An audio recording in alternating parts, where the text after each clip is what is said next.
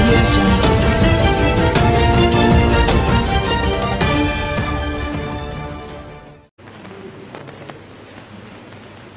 మిత్రులకు నమస్కారం. గత 4 రోజులుగా హైదరాబాద్ తలమానికం ఇక్కడి ప్రజలందరికీ కూడా ఖచ్చితమైన ప్రయోజనం కోసం కాంగ్రెస్ పార్టీ నిర్మించిన మెట్రో రైలు మొత్తం వ్యవహారాన్ని చంద్రశేఖరరావు గారు ఏ విధంగా తన వ్యాపారానికి, తన అవినీతికి, తన ఆదాయానికి వనరుగా మార్చుకున్నారో, ఎలాంటి సంస్థను బెదిరించి ఏ రకంగా వాళ్ళ ఆస్తులను తన బినామీ కంపెనీల మీద పేరు బదలాయించుకున్నాడో, వీటితో పాటు 2011 నుంచి చంద్రశేఖరరావు గారి యొక్క వైఖరి హైదరాబాద్ లో నిర్మించబోయే మెట్రో రైలును ఏ రకంగా అడ్డుకోవాలి, హైదరాబాద్ అభివృద్ధిని ఆపాలి అని చెప్పి తెలంగాణ ఉద్యమం సందర్భంగా సుల్తాన్ బజార్ను, అమరవీరుల స్తూపాలను, లేకపోతే అసెంబ్లీ భవనాలను ఇలా రకరకాల అవరోధాలు కల్పిస్తూ నిర్మాణానికి ఆనాడు ఉద్యమం సందర్భంగా అడ్డుపెట్టింది. కాంగ్రెస్ పార్టీ మీద ఆరోపణలు చేసింది. కాంగ్రెస్ పార్టీ రియల్ ఎస్టేట్ వ్యాపారం చేస్తుంది, వేల కోట్ల రూపాయల భూములను అప్పనంగా కట్టబెడుతున్నారు, ఇందులో చాలా అవినీతి జరిగింది, అదేవిధంగా డీటెయిల్ ప్రాజెక్టు రిపోర్టు మీద బహిరంగంగా చర్చ జరగాలి, ప్రతిపక్షాలతో మాట్లాడాలి, అఖిల పక్షాన్ని ఏర్పాటు చేయాలి, ఇలాంటి రకరకాల ప్రతిపాదనలతో ఆనాటి ఉద్యమకారులని అని చెప్పుకున్న చంద్రశేఖరరావు గారు ప్రభుత్వం మీద దాడి చేయడం జరిగింది.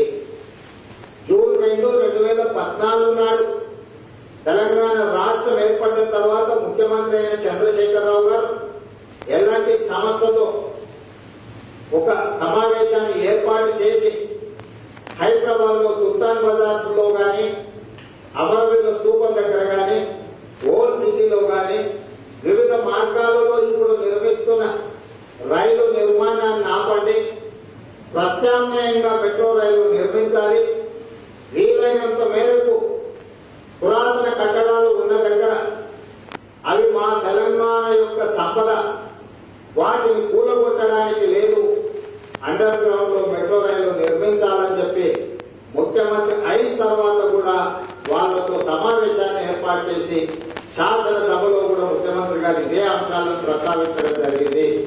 అయితే నిజంగానే తెలంగాణ సంస్కృతిని, సంప్రదాయాలను, అదేవిధంగా పురాతన కట్టడాలను కాపాడడానికి చంద్రశేఖరరావు గారు తాపత్రయపడుతున్నాడు, వాటి పట్ల వీరికి ఎంత అభిమానం ఉందో అని చెప్పి ఆనాడు కొంతమంది తెలంగాణ ప్రజల్ని మభ్యపెట్టే ప్రయత్నం చేసింది.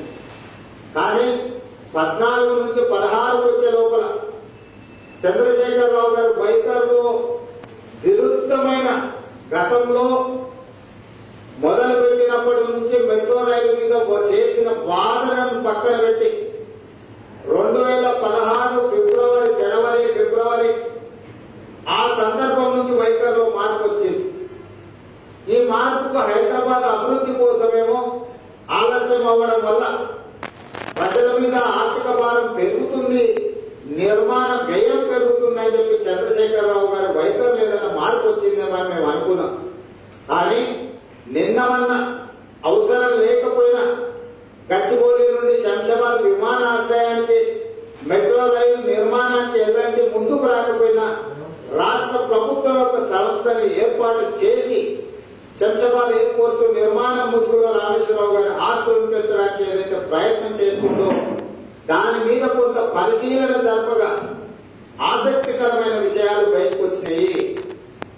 ఎల్ఎన్టీకి సంబంధించిన హైటెక్ సిటీలో వాళ్లకు ఉన్న ఏదైతే ఎఫ్ఎస్ఐ ఉందో దాంతో పాటు డెలైట్ బిల్డింగ్ దాదాపుగా 3 ఎకరాల 2,20,000 స్క్వేర్ ఫీట్ నిర్మాణం ఉన్న బంగళాను ఏదైతే హైటెక్ సిటీ అని ప్రతిష్టాత్మకంగా ఈరోజు మనం అనుకుంటున్నాము, అందులో ఆ పక్కన ఉన్న బంగళాలో 15,000 స్క్వేర్ ఫీట్లు, అదేవిధంగా హైటెక్స్ ఏదైతే మన పెళ్లిళ్ళు పేరాటాలు ఇతర ఎగ్జిబిషన్స్ జరుగుతున్నాయో 52 ఎకరాల స్థలాన్ని, అదేవిధంగా విజయవాడ గన్నవరం ఎయిర్పోర్ట్ ముందర మేడ అనే బిల్డింగ్ 31 ఎకరము నిర్మాణాలతో పాటు స్థలము, వైజాగ్ లో 2 ఎకరాలలో 1,80,000 స్క్వేర్ ఫీట్ నిర్మాణము, హైటెక్ సిటీ దగ్గర ఉన్న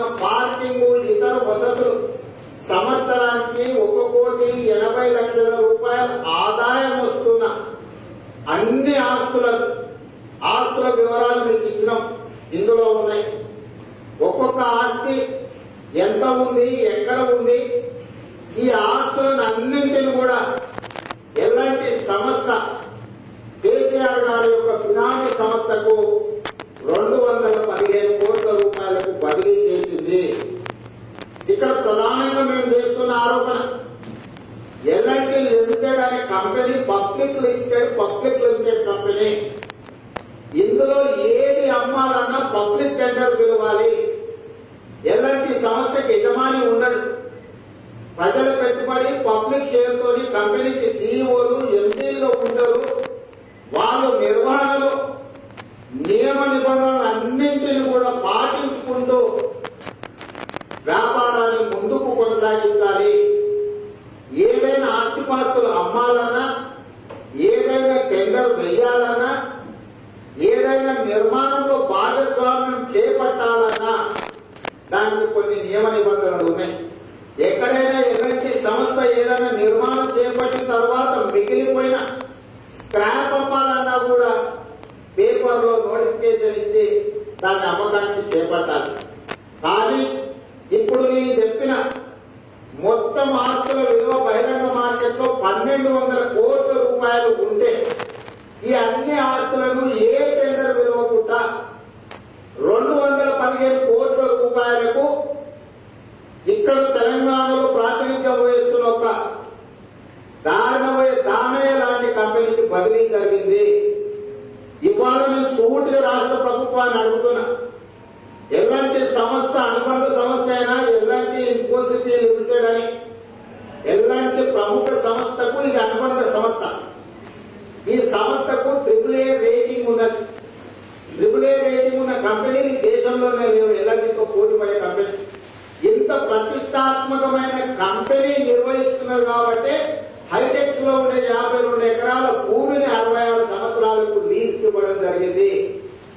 బ్యాంకుల ప్రకారం 30 ఏళ్ల లీజు ఉంటే యజమానిగా పరిగణించి 100 కోట్ల రూపాయల రుణం ఇచ్చే అవకాశం ఉంటుంది. హైటెక్ సిటీలో మీరు చూసిన ఏసీ హాల్స్ ఎన్ని నిర్మించినా, ఎంత నిర్మాణం చేపట్టినదో అక్కడ. గచ్చిబౌలిలో నిన్నగాక మొన్న 50 కోట్లకి ఎకరం అమ్ముడుపోయింది. 3 ఎకరాలంటే 150 కోట్ల విలువ ప్రాపర్టీ భూమి విలువనే. 2,20,000 స్క్వేర్ ఫీట్ నిర్మించాలంటే మినిమం పర్ స్క్వేర్ ఫీట్ 5,000-6,000 రూపాయలు నిర్మాణం వ్యయమే అవుతుంది. ఆ ఒక్క ప్రాపర్టీ 250 కోట్లు. హైటెక్స్ లో ఉన్న 15,000 స్క్వేర్ ఫీట్ ఇవాళ మాదాపూర్ ప్రాంతంలో ప్రముఖ బిల్డింగ్లలో 10,000 రూపాయలకు స్క్వేర్ ఫీట్ పోతుంది. అంటే 15 కోట్ల రూపాయలు దాని విలువ. సంవత్సరానికి 1,80 లక్షల ఆదాయం వచ్చే పార్టీలు ఇతర వ్యాపారం అంటే కనీసం అదొక 20 కోట్ల విలువ. విజయవాడలో గన్నవరం ఎయిర్పోర్ట్ ఎదురుగా 31 ఎకరం అంటే ఆ భూమి విలువ కనీసం 10 నుంచి 15 కోట్లు పోతుంది. 300 నుంచి 350 కోట్ల రూపాయల విలువ కనీసం వేసుకున్నా కూడా ఆ ప్రాపర్టీ వాల్యూ దాదాపుగా ఇవన్నీ లెక్క వేసుకుంటూ పోతే 1,200 కోట్ల రూపాయల భూముల విలువ వ్యాపారం రియల్ ఎస్టేట్ మొత్తం ఇవాళ కేసీఆర్ బినామీ కంపెనీలకు బదిలీ అయిపోయింది 2016 మార్చి 31. ఆ తర్వాతనే మెట్రో రైలు పనులు వేగం అందుకున్నాయి. 2017 నవంబర్లో నరేంద్ర మోడీ చేత ప్రారంభింపజేసిండ్రు. ఈ నిర్మాణాలకు అమెరికన్ బ్యాంక్ మేము $80 మిలియన్ రుణం ఇవ్వడానికి సిద్ధంగా ఉన్నామని చెప్పి ఎలాంటి సంస్థకు లేఖ రాసింది. $80 మిలియన్ మిలియన్ అంటే 520 కోట్ల రూపాయలు. ఈ ప్రాపర్టీ విలువ ఒకవేళ 215 కోట్లు ఉంటే 520 కోట్ల రూపాయలు అమెరికన్ బ్యాంకు అప్పివ్వడానికి సిద్ధంగా ఉంటుందా? ప్రాపర్టీ విలువలో సగం కూడా బ్యాంక్ అప్పివ్వదు మనకు. అలాంటిది $80 మిలియన్ అప్పివ్వడానికి అమెరికన్ బ్యాంక్ ముందుకు వచ్చింది, లేక ఎలాంటి సంస్థకే రాసింది. మరి ఈ రోజు 1200 కోట్ల రూపాయల ఆస్తులు ఎలాంటివి? పేద ప్రజలు ఎలాంటివి నమ్మి షేర్లు కొనుక్కుంటే దాంట్లో ఉండే అధికారులు ఈరోజు ఒక ప్రైవేట్ కంపెనీకి 1200 కోట్ల రూపాయల ఆస్తులను బదిలీ చేసిన తర్వాత మెట్రో రైలు నిర్మాణం ముందుకు సాగిందంటే దీని మీద విచారణ సంస్థల చేత విచారణ చేయించాల్సిన బాధ్యత లేదా? ఇందులో ఇంకొక పాయింట్ ఉన్నది. ఈ మొత్తం వ్యాపారంలో టీఎస్ఐఐసికి 11% వాటా ఉంది. రాష్ట్ర ప్రభుత్వానికి మొత్తం వ్యాపారాలలో తెలంగాణ రాష్ట్ర ప్రభుత్వానికి 11% వ్యాపారం ఉంది. ఇవాళ అత్యంత విలువలతో కూడుకున్న వ్యాపారం చేస్తున్న ఎల్ఎన్టీ సంస్థతో హైటెక్స్ ఉంటే అందులో వచ్చే ఆదాయం మనకు 11% రాష్ట్ర ప్రభుత్వానికి వస్తుంది అన్ని కాలం. అయితే ఈరోజు 1200 కోట్లు ఒకవేళ మనం విలువ ఉంటే 11% మనకు దాదాపుగా 120-130 కోట్ల రూపాయలు రాష్ట్ర ప్రభుత్వ ఆస్తి విలువ. ఇవాళ 215 కోట్ల రూపాయలకి ఇది పడిపోవడంతో తెలంగాణ ప్రజల యొక్క ఆస్తి విలువ 25 కోట్ల నుంచి 30 కోట్లకు పడిపోయింది. అంటే కేసీఆర్ యొక్క ధనదాహం వల్ల కేసీఆర్ బినామీ కంపెనీలకు 1200 కోట్ల రూపాయల ఆస్తిని 215 కోట్ల రూపాయలకు బదిలీ చేయడం వల్ల రాష్ట్ర ప్రభుత్వానికి కూడా కోట్ల రూపాయల నష్టం జరిగింది. ఈ రోజు ఈ విలువను చూపించి ఈ 11% వాటా కూడా పైసలు ఇస్తాం, అది కూడా మాకు అమ్ముందని చెప్పి ఆ సంస్థలన్నీ ప్రభుత్వం దగ్గర ప్రతిపాదన ఉన్నది. రేపో మాపో అది కూడా అమ్ముకోవడానికి రాష్ట్ర ప్రభుత్వం ప్రయత్నం చేస్తుంది. మీరు ఆలోచన చేయండి.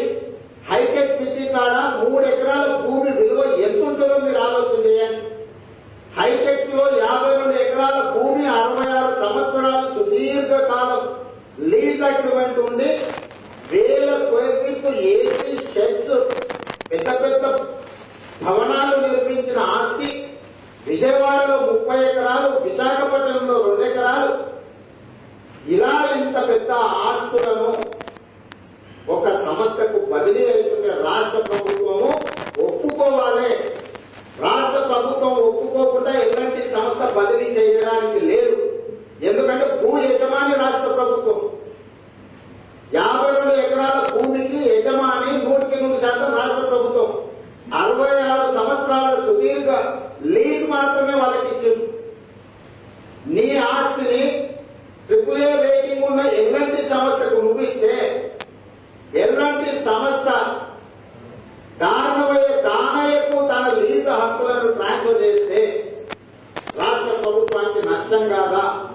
రేపు ఆ దానయ్య 66 ఏళ్ల లీజ్ ఉంది కాబట్టి దాన్ని ఏ బ్యాంకులను తనఖా పెట్టి ఒక 2000 కోట్లు 3000 కోట్లు లోన్ తెచ్చుకుంటే రేపు ఎవరు బాధ్యత వహిస్తారు?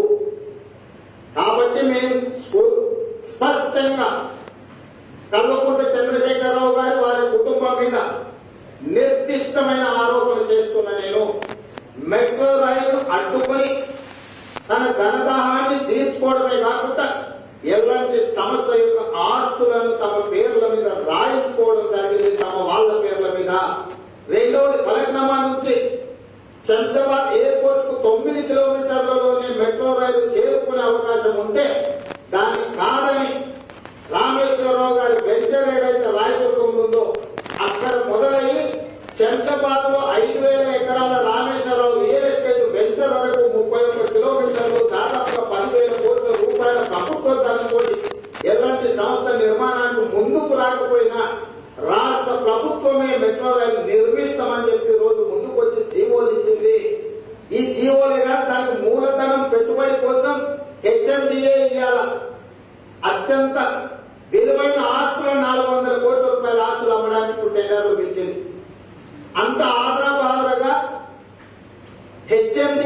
ఉన్న ఆస్తులను తెగనమ్మి మెట్రో రైలు నిర్మించాల్సిన అవసరం ఉందా?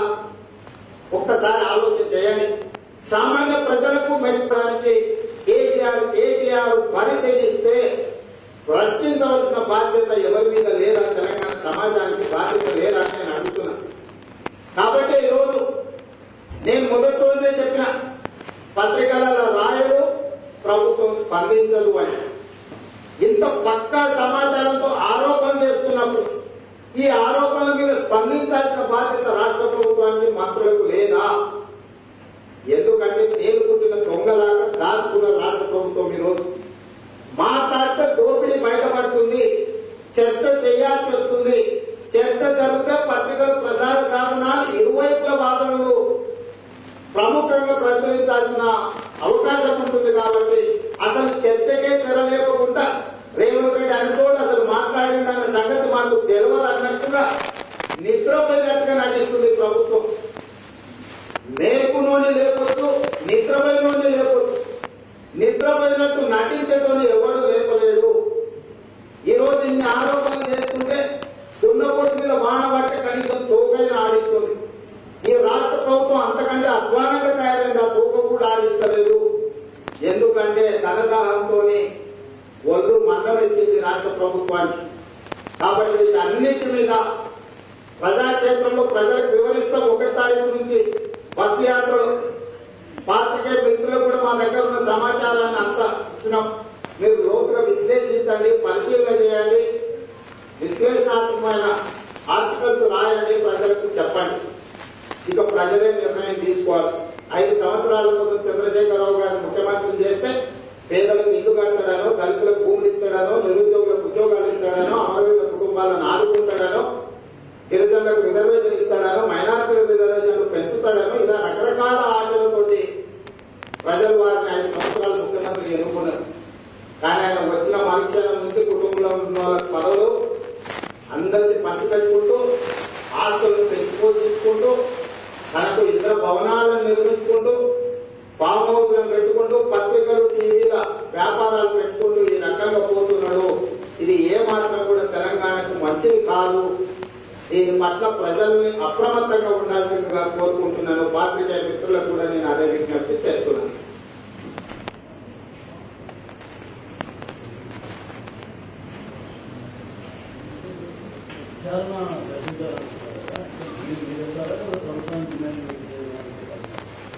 ఖచ్చితంగా ప్రభుత్వం వైపు నుంచి స్పందనను బట్టి ఇప్పుడు పరిస్థితి ఏమైందంటే రాజకీయ పార్టీలు ఎప్పుడు కూడా ప్రజాక్షేత్రంలో ప్రభుత్వాలను నిలదీయాల్సిన బాధ్యత ఉన్నది. చివరి మధ్యలోనే న్యాయస్థానాలకు తలుపు తట్టాల్సిన పరిస్థితి. కానీ ఈ రోజు ప్రతి విషయం న్యాయస్థానం ద్వారానే రాష్ట్ర ప్రభుత్వాన్ని నడపాల్సిన పరిస్థితి వచ్చింది. కేసీఆర్ చేసే ప్రతి తప్పుడు పని కోసం మేము ప్రజాక్షేత్రంలో నిలబడకుండా న్యాయస్థానాల ముందు పోయి ఆ తలుపు తట్టే పరిస్థితి వచ్చింది. ఇది దురదృష్టకరం. ఇంతకుముందు ఎప్పుడు ఇట్లాంటి పరిస్థితులు లేవు. ఎప్పుడో అడప ప్రభుత్వం మీద 1వ వారంలో కేసులు పడేది ప్రభుత్వ నిర్ణయాల మీద.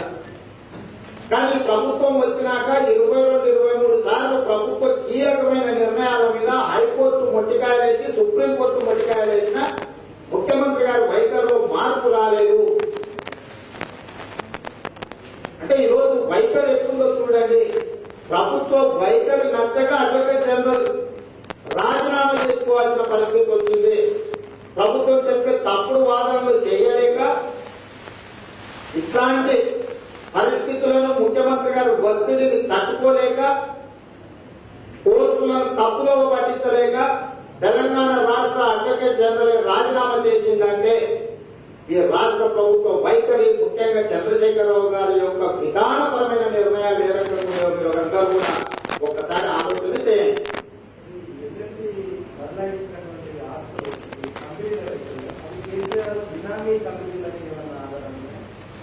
కేసీఆర్ బినామీ కానప్పుడు ఇంత విలువైన ఆస్తులు ప్రభుత్వం యొక్క పెట్టుబడి ఉన్నప్పుడు ఇప్పటివరకు చంద్రశేఖరరావు గారికి తెలియలేదు అనుకుందాం. ఈ రోజు మేము చెప్పినాం కదా, దీని మీద విచారణ కార్యక్రమం టీఎస్ఐఐసి అనుమతి ఇవ్వకుండా కొత్త సంస్థ ఇందులోకి రావడానికి లేదు. టీఎస్ఐఐసి అనుమతి ఇచ్చింది. ఎలాంటి షేర్స్ మొత్తం మీరు కొనుక్కొని ఈ వ్యాపారాన్ని నిర్వహించండి అని.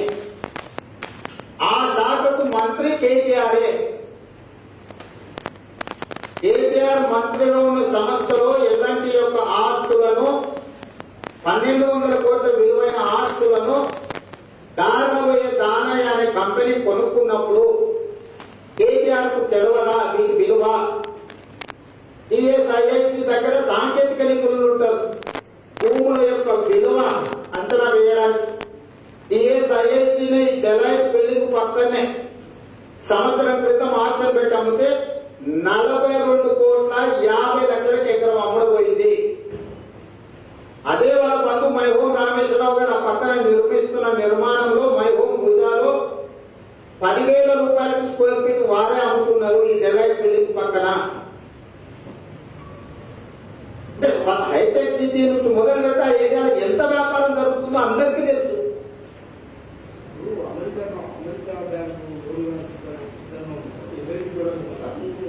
ఇంకొక అతను ఇది ఎంత బయటకు వచ్చిందంటే ఇంకొక ప్రత్యర్థి సంస్థ ఇది కొనుక్కుందామని వాళ్ళతో కొంత చర్చ చేసింది. ఈ నిహారిక అనే సంస్థకి ఏదైతే కరెస్పాండెన్స్ ఉందో ఎలాంటి వీళ్ళకు వీళ్ళు కూడా కొనుక్కుందామని ప్రయత్నం చేసింది. ఈ కొనుక్కుందామని ప్రయత్నం చేసినప్పుడు వాళ్ళు ఈ భూముల విలువను అంచనాలు అన్నింటినీ కూడా ఒక అసెస్మెంట్ చేసుకున్న దాని మీద మరి మీకు అంత ఆర్థిక స్తోమత ఉందా కొనుక్కోవడానికి అని ఎలాంటి సంస్థ అడిగినప్పుడు ఈ అమెరికన్ బ్యాంక్ మాకు ఈ ప్రాపర్టీ కొనుక్కోవడానికి లోన్ ఇంత ఇవ్వడానికి సిద్ధంగా ఉందని చెప్పి ఈ లేఖ ఎలాంటికి రాసిన అమెరికన్ బ్యాంక్ వీళ్ళ తరఫున మేము ఇంత పెట్టుబడి పెడతాం వీళ్ళకి లోన్ ఇవ్వడానికి సిద్ధంగా ఉన్నామని. లోన్ ఏది ఇచ్చినా ఒక వ్యాపారం మొదలుపెట్టినప్పుడు మనం 30%, 40%, 50% మన పెట్టుబడి ఉంటే మిగతా దానికి బ్యాంక్ లోన్ ఇస్తుంది. ఇక్కడ 520 కోట్ల రూపాయలు ఈ సంస్థకి నేను లోన్ ఇవ్వడానికి సిద్ధంగా ఉన్నా అని లేఖ రాసిందంటే దీని విలువ కనీసం ఆ రోజు 1000 కోట్లు మినిమం లేదు. 520 కోట్లు బ్యాంకులు ఏ బ్యాంకులు లోన్ ఇవ్వడు. మనమైనా సైకిల్ మోటార్ కొనుక్కుంటాం అనుకుంటే దాని విలువ 70,000 ఉంటే 45,000 లోన్ ఇస్తే మిగతా నువ్వు కట్ట అంటారు. ఏ చిన్న సంస్థ అయినా హౌసింగ్ లోన్ పోయినా సైకిల్ మోటార్ లోన్ పోయినా కార్ లోన్ పోయినా బ్యాంకుల విధానం అది. ఒక బ్యాంకు అమెరికన్ బ్యాంకు $80 మిలియన్ నేను రెడీ కూడా డిస్బర్స్ చేయడానికి ఎల్ఆర్టీకే లేఖ రాసిన ఆ కంపెనీ తరఫు నుంచి. అంటే దీని విలువ 215 కోట్ల కంటే 100% ఎక్కువ ఉందంటే కదా. ఈ అన్ని లావాదేవీలకు ఎన్డీఎస్ రెడ్డి అని ఒక ఆంధ్రప్రదేశ్ కు సంబంధించిన వ్యక్తిని ఇంకా రిటైర్ అయిపోయినా కూడా అతను కొనసాగిస్తున్నారు. తెలంగాణలో ఏ అధికారులు లేరా మెట్రో రైలు నిర్వహణకు? గతంలో అంటే ఆంధ్ర ముఖ్యమంత్రులు ఉన్నారు నియమించారు కాబట్టి అతను కొనసాగింది అనుకున్నాం. తెలంగాణ వచ్చిన తర్వాత ఆయన రిటైర్ అయిపోయిన ఉద్యోగం నుంచి. రిటైర్ అయిపోయినా కూడా ఆయన పదవిని మళ్లీ ప్రభుత్వం పునరుద్ధరించి కొనసాగిస్తుంది. ఆ శాశ్వత ఎంపీగా నియమించిందనంటే మరి ఇన్నాళ్ళు తెలంగాణ కోసం మా తెలంగాణలో మేధావులు లేరా? మా తెలంగాణలో సాంకేతిక నిపుణులు లేరా? మా తెలంగాణలో చదువుకున్న లేరా? మా తెలంగాణ ఐటీ నిపుణులు లేరా? ఇన్ని వాదనలు చేసిన కేసీఆర్ గారు ఇంతమంది ఐఏఎస్లు ఐపీఎస్లు తెలంగాణ బిడ్డలు చదువుకున్న వాళ్ళు వాళ్ళందరినీ కాదని రాజమండ్రికి సంబంధించిన ఎన్డీఎస్ రెడ్డిని ఎందుకు కొనసాగిస్తుంది? దీంట్లో మతలబ్ ఏంది? ఇప్పుడు కొత్తగా నిర్మించబోయే మెట్రో రైలు కూడా ఆయననే ఎంపీగా పెట్టింది. ఏదైతే గచ్చిబౌలి నుంచి శంషాబాద్ వరకు ఆయన తెలంగాణ ముందు తేదీ సస్తేంది. ఆయన ఉద్యోగానికి వచ్చిండు, ఇలా వ్యాపారానికి వచ్చిండు, ఇద్దరు కలిసి తెలంగాణ నిలమూస్తారు. ఈయన చెప్పిన కాలంలో ఆయన సంతకం పెట్టారు కాబట్టి కొనసాగిస్తున్నాడు. తెలంగాణ బిడ్డ కాబట్టి ప్రకాష్ రెడ్డి అడ్డమైన వాదన చేయలేక అడ్వకేట్ జనరల్ రాజీనామా చేసుకోండి. ఇంత తప్పుడు వాదన, దొంగ వాదన, వితండ వాదన చేస్తే సిగ్గు అవుతున్నాయి. తెలంగాణ ఇజ్జత్ పోతుంది. తెలంగాణ ఇజ్జత్ తీసే పనులు న్యాయస్థానం ముందు చేయొద్దానికి తెలంగాణ బిడ్డ కాబట్టి రాజీనామా చేసిండు. చిరంజీవి స్వామి ఆంధ్ర కాబట్టి తెలంగాణ ముఖ్యమంత్రి భవనంలో ముఖ్యమంత్రి కూర్చుని ఆయన కూర్చున్నాడు. తెలంగాణ బిడ్డ కూర్చుంటున్నా, నువ్వు కూర్చో సార్, ఇది పవిత్రమైన కుర్చీ, ముఖ్యమంత్రి కుర్చీలో మీరు కూర్చోవాలి, నేను కాదని తెలంగాణ బిడ్డ పక్క కూర్చున్నాడు. చిరంజీవి స్వామి కాబట్టి ఆ కుర్చీలో కూర్చున్నాడు. 1200 మంది చనిపోతే వచ్చిన ముఖ్యమంత్రి కుర్చీలా తెలంగాణకు వ్యతిరేకంగా ఉన్నాడు. తెలంగాణ బిడ్డ కానున్నాడు. మొట్టమొదటిసారి ఓపెనింగ్ అతను కూర్చోబెడితే తరతరాలుగా ఇక ఏం చెప్పుకోవాలి? మనం మన బానిసత్వాన్ని ఏదో చూపించాలా? పరాకాష్ట కాదా బానిసత్వానికి?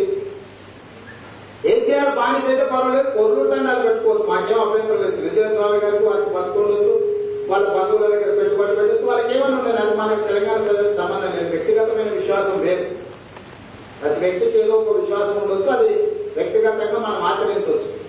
కానీ అధికారిక భావమైన ముఖ్యమంత్రి ఇంట్లో, ముఖ్యమంత్రి అధికారిక కార్యాలయంలో, ముఖ్యమంత్రి కుర్చీలో మొదటిసారి చిలిచేర స్వామి గారిని కూర్చోబెట్టడం ద్వారా ఏం సంకేతం ఇస్తుంది రాష్ట్ర ముఖ్యమంత్రి?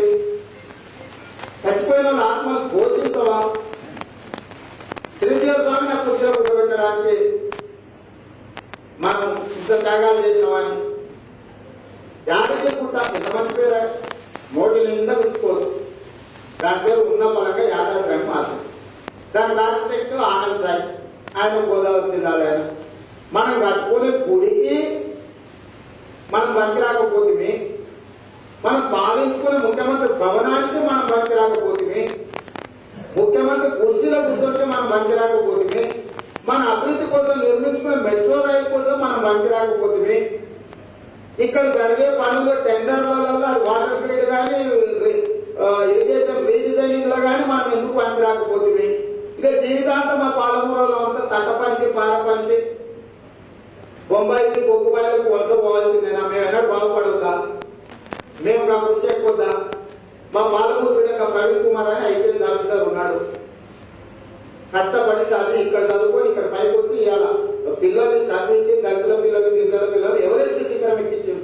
అసలు గమనిస్తలేరని కేసీఆర్ అనుకుంటే పిల్లి కాలు మూసుకొని పాలు తాగినట్టే ఉంటుంది. ఎవరు వస్తారు? దీనికి కూడా లెక్క చెప్పాల్సిన రోజు వస్తుంది. తండ్రి కొట్టుడు ఇద్దరు. మెట్రో రైలు రద్దయిందని చెప్పి ఇష్యూ ఎంఐఎం తీసుకోకుండా కేసీఆర్ అసెంబ్లీ ఓవైసీ ఇంటికి పోయి 4 గంటల చర్చలు జరపొచ్చింది. మన కాలం ఖండించమని సెక్యూరిటీ లేకుండా, హడావిడి లేకుండా అసెంబ్లీ ఓవైసీ ఇంటికి వెళ్ళి 4 గంటలు ఏం మాట్లాడొచ్చింది కేసీఆర్? హాస్యం ఏముంటది? ఆయన ఎంపీ, హైదరాబాద్ ప్రజలేనుకుంటా, ఒక పార్టీ అధ్యక్షుడు, నువ్వు ఒక మంత్రి, సచివాలయంలో మాట్లాడుకోవచ్చు, అసెంబ్లీ జరుగుతుంది అక్కడ మాట్లాడుకోవచ్చు, ఇంకెక్కడ మాట్లాడుకోవచ్చు.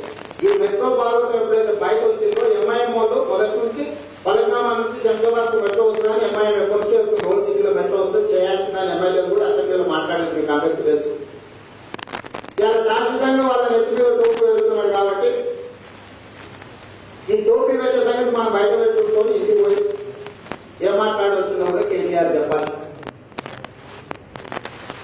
ఈరోజు ఓల్డ్ సిటీ ప్రజలు కూడా ఆలోచన చేయాలి. రంజాన్ కు, బక్రీద్కో బిర్యానీ పెట్టి, కుర్బానీ పెట్టి, షేర్వాన్ వేసుకొని వచ్చి కేసీఆర్ ఉర్దూలో 4 మాటలు చెప్తే మీకు సంతోషపడాల్సిన అవసరం లేదు. ఇవాళ మీకు రావాల్సిన మెట్రో రైలును రద్దు చేసి వాళ్ళ బంధువుల వ్యాపార సంస్థలు ముందరేసుకుంటున్న మైనార్టీ సోదరులు ఆలోచన చేయాలి. ఎంఐఎం పార్టీ కూడా దీని మీద స్పందించాలి.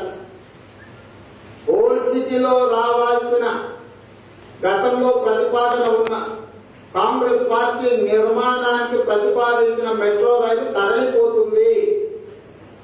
ఎంఐఎం పార్టీ దీని మీద ఆ ప్రజల యొక్క ప్రతినిధిగా వాళ్ళ 7 అసెంబ్లీలు, వాళ్ళ పార్లమెంట్ మొత్తం అక్కడనే ఉన్నది.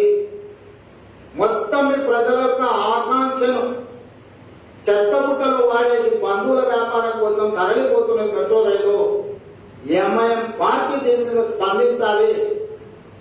అసెంబ్లీలో మీరు మెట్రో నిర్మించమని అడిగి వదిలేయడం వల్ల ప్రయోజనం లేదు.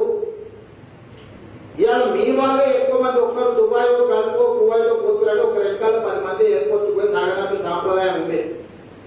ఇవాళ మీ పేదలకు నష్టం జరుగుతుంది, మీ వాళ్ళకి నష్టం జరుగుతుంది. ఎంఐఎం పార్టీ మెట్రో రైలు తరలింపును ప్రశ్నించాల్సిన అవసరం ఉన్నది. తమ అభిప్రాయాన్ని కూడా చెప్పాల్సిన అవసరం ఉన్నది. వాళ్ళు కూడా కోరుకుంటున్నారా మెట్రో రైలు తరలిపోవాలని? వీటన్నింటి పట్ల బాధ్యతాయుతమైన ప్రజాప్రతినిధిగా నా దగ్గర ఉన్న సమాచారం మేరకు మీ అందరికీ విజ్ఞప్తి చేసిన కేసీఆర్ యొక్క వైఖరిని మీరు అర్థం చేసుకొని భవిష్యత్ కార్యాచరణ రాజకీయ పార్టీలతో పాటు ప్రజలు, పార్టీల మిత్రులు కూడా నిర్ణయం తీసుకోవాల్సిందిగా కోరుకుంటున్నాను. వాళ్ళు ఏమైనా అడిగితే చెప్పొచ్చు. ఎవరైనా ఎందుకు ఇంత బహిరంగంగా చెప్తున్నాము, ఎంఐఎం పేరు కూడా తీసుకొని చెప్తున్నాము. ఒకవేళ వాళ్ళ దగ్గర సంపూర్ణమైన సమాచారం లేకపోతే అడగొచ్చు. నాకు అక్బరు వీళ్ళందరూ మిత్రులే, నాతో పాటు కలిసి పనిచేస్తున్నాం 15 రోజులు శాసనసభలో. ఏదైనా విషయం ఉంది దీనికి సంబంధించిన సమాచారం కావాలంటే ఖచ్చితంగా వాళ్ళ ఆఫీస్కి వెళ్ళి వివరిస్తే ఏముంది, దాంట్లో తప్పేముంది, ప్రజల సమస్యలు కదా. వాళ్ళు అడిగితే మాత్రం మాకేం బేసిజాలు లేవు, అవసరం అనుకుంటే కాంగ్రెస్ పార్టీ నుంచి ఒక డెలిగేషన్ వాళ్ళకి మొత్తం అన్ని వివరాలతో కూడుకున్న వివరణ ఇవ్వడానికి మాకేం అభ్యంతరం లేదు. కానీ మాకు తెలిసిన సమాచారం మరి మనతో పంచుకోవాలని, దీని వెనకాల ఏమాత్రం లేకపోతే ప్రభుత్వమే అఖిలపక్షాన్ని ఏర్పాటు చేయాలి. అందరికి వివరించమని పట్నామా నుంచి శంషాబాద్ ఎయిర్పోర్ట్ కు నిర్మించాల్సిన మెట్రో రైలు రద్దు చేసి గచ్చిబౌలి రామేశ్వరరావు గారి వెంచర్ నుంచి శంషాబాద్ రామేశ్వరరావు వెంచర్ కి 31 కిలోమీటర్స్ మెట్రో రైలు నిర్మాణం ఏ ఉద్దేశంతో చేస్తున్నారు, ఏ ప్రయాణికులకు ఉపయోగపడుతుందో వాళ్ళు అఖిలపక్షాన్ని పెట్టి పవర్ పాయింట్ ప్రజెంటేషన్ పెట్టి చెప్పారు అనుకో, అందరూ ఒప్పుకుంటే మేము చెప్పడానికి ఏముంది. దీంట్లో తరలిపోతున్న మెట్రో రైలు ఫలక్నామా నుంచి సికింద్రాబాద్ ఫలక్నామా నుంచి శంషాబాద్ కు నిర్మించాల్సిన మెట్రో రైలు ఏదైతే తరలిపోతుందో రాయదుర్గం నుంచి శంషాబాద్ కు ఎంఐఎం దీని మీద స్పష్టమైన వైఖరిని ప్రకటించాల్సిన అవసరం ఉన్నది. మొత్తం మైనారిటీ సమాజానికి నష్టం జరుగుతున్నది కాబట్టి ఆ పార్టీ మైనారిటీల యొక్క హక్కుల కోసం పోరాటం చేసే పార్టీ కాబట్టి వాళ్ళు దీని మీద ప్రభుత్వాన్ని నిలదీయాల్సిన అవసరం ఉన్నది, తమ వైఖరిని చెప్పాల్సిన అవసరం ఉన్నది. Thank you. ఏంటండి వీడియో నచ్చిందా? అయితే ఓ లైక్ వేసుకోండి, లేదంటే ఓ కామెంట్ చేయండి. ఎప్పటికప్పుడు మా వీడియోస్ చూడాలంటే సబ్స్క్రైబ్ చేసుకోండి.